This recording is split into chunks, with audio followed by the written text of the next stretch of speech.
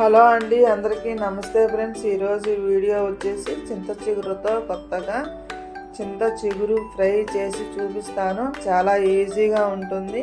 ఒకసారి చేశారంటే మళ్ళీ మళ్ళీ చేయమని అడుగుతారు పిల్లలు.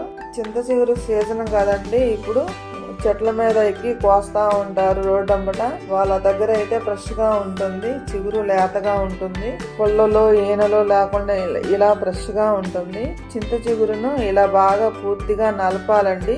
ఇలా నలిపి పక్కన పెట్టుకొని నెక్స్ట్ కళాయిలో 2 గిన్నెల ఆయిల్ వేసుకొని కొంచెం ఆయిల్ వేడైనాక ఎండుమిరపకాయ ముక్కలు, ఆవాలు, జీలకర్ర, పచ్చిపప్పు, కరివేపాకు వేసి తాలింపు వేగాక కరివేపాకు, పచ్చిమిరకాయ ముక్కలు, ఉల్లిపాయ ముక్కలు వేసుకొని ఫ్రై చేసుకోవాలండి.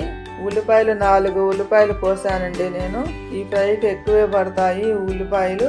సరిపడా ఉప్పు వేసుకొని కంటిన్యూగానే ఫ్రై చేసుకుంటూ ఉండాలండి. ఇలా ఉల్లిపాయ ముక్కలు బాగా మగ్గినాక చింత చిగురు పొడి వేసి కలపాలండి. ఇలా వీడియోలో చూపించినట్లుగా చింత చిగురు పొడి వేసి బాగా కలుపుతూనే ఉండాలి, లేదంటే అడుగంటుతుంది, టేస్ట్ మారిపోతుంది. 1/4 టీ స్పూన్ పసుపు వేసుకొని కొంచెం సేపు ఫ్రై చేసుకోవాలండి. ఆ పచ్చివాసన అంటూ పోవాలి. చింత చిగురులో కొంచెం సేపు ఫ్రై చేసుకొని అంతా మగ్గిపోయిందని మనకు తెలుస్తుందండి, అడుగంటుతున్నట్టుగా. సంబారు కారం వేసుకోవాలండి. సంబారు కారం లేని వారు తాలింపులో చిన్నులపాయలు వేసుకొని లాస్ట్ లో గొడ్డు కారం వేసుకోవచ్చు. టేస్ట్ మటుకు సూపర్ గా ఉందండి. అన్నంలో తింటుంటే పులిహార తిన్నట్లు ఉంటుంది. ఒకసారి ట్రై చేశారంటే మళ్ళీ మళ్ళీ చేసుకుంటారు.